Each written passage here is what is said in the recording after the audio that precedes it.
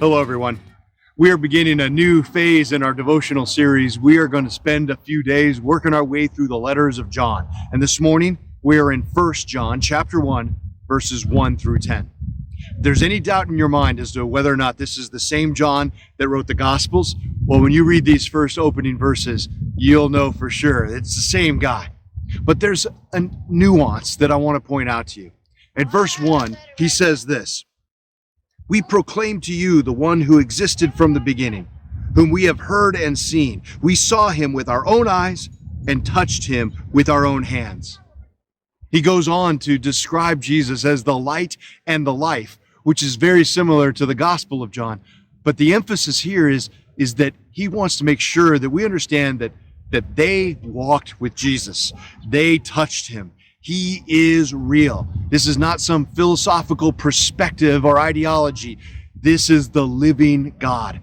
And that is a witness that he bears, and by sharing it with us, we get to continue to be witnesses to the same set of events. But that said, he moves into this next section, which is very powerful too. And that is, we need to continue to recognize that God is an active part of our lives, and we continue to need him. Listen to this at verse 8. "If we claim we have no sin, we are only fooling ourselves and not living in the truth.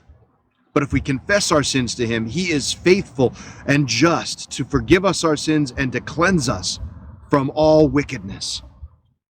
We continue to need Jesus in our lives. There's a reason he came, not just to give an example of how to live, although that's hugely important in and of itself, but he sacrificed himself on the cross so that we could have a path to genuine freedom, so that we be cleansed and be able to live in unity with God. But we are still a part of this broken world, and it is arrogant on our part to ever believe that somehow we are without sin.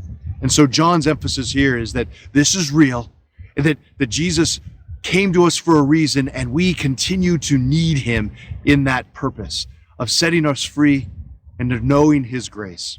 So, as you go out today, think about the places where you need to confess, where you need to surrender to Jesus that which has broken you.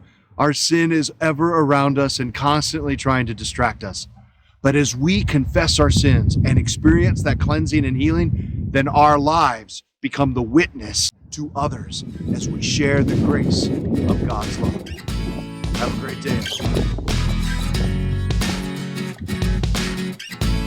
If these devotional videos are helpful to you, subscribe to our channel and click the notification button so you know when we post a new video. And of course, please share them with others.